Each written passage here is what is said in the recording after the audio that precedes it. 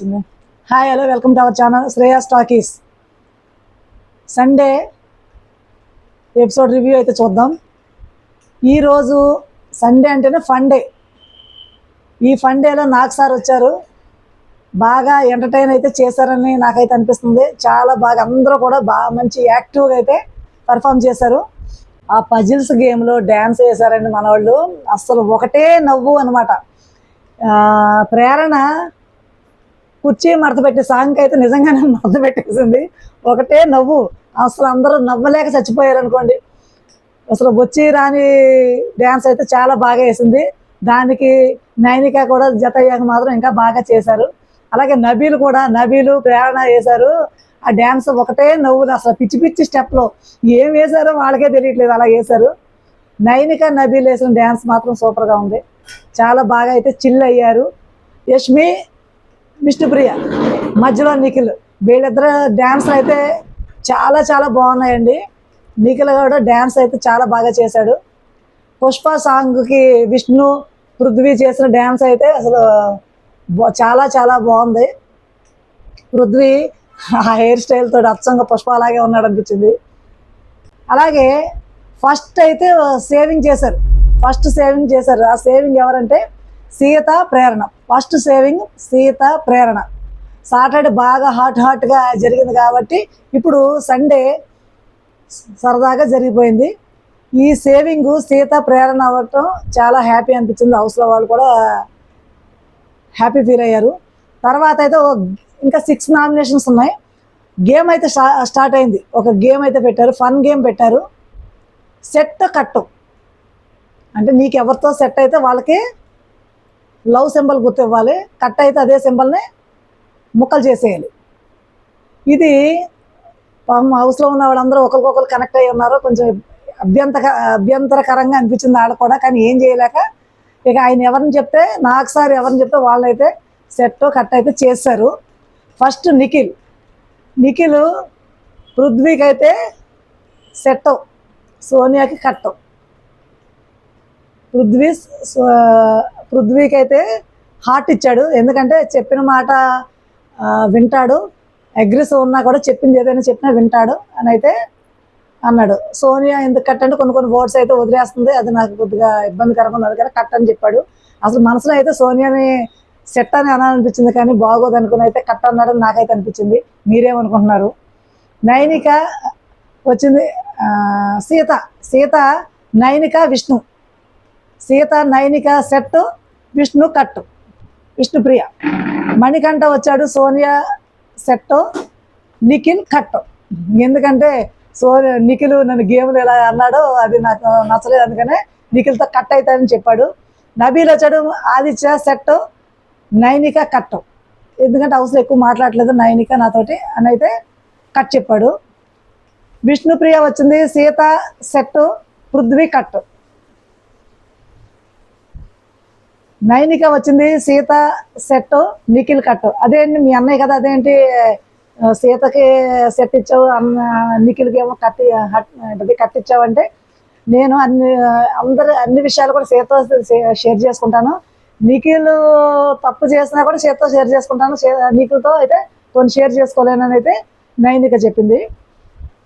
ప్రేరణ వచ్చింది, అబ్బాయి సెట్, యష్మి కట్టు. ప్రేరణ వచ్చింది, అబ్బాయి సెట్, యష్మి కట్టు. పృథ్వీ వచ్చాడు, యష్మి సెట్, విష్ణుప్రియ కట్టు. పాపం చాలా హట్ అయిపోయింది విష్ణుప్రియ. సోనియా వచ్చింది, మణి సెట్ అంట, అబ్బాయి కట్ అంట. ఎలాగా వెళ్ళిపోతాడో అనుకుందేమో.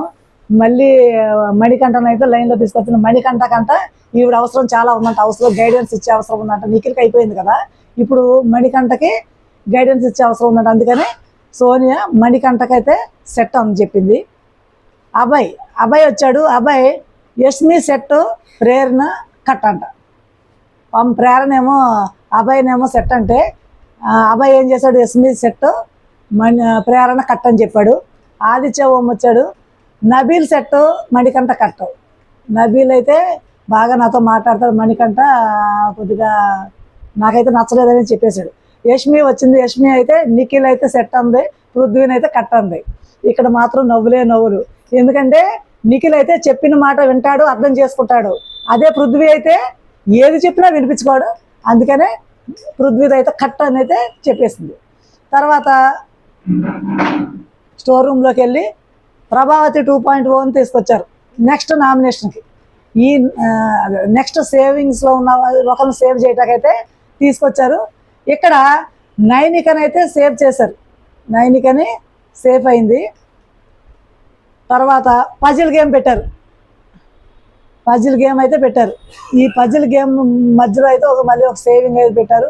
ఆ పజిల్ గేమ్లో ఒక పజిల్స్ తెలుసు కదా మనకి, సేమ్ పిక్చర్స్ అన్ని ఒక పిక్చర్ని ముక్కలు ముక్కలుగా చేసి దాన్ని మనం పజిల్ని అతికించాలి. ఆ గేమ్లో ఆ పేరు చెప్పి దానికి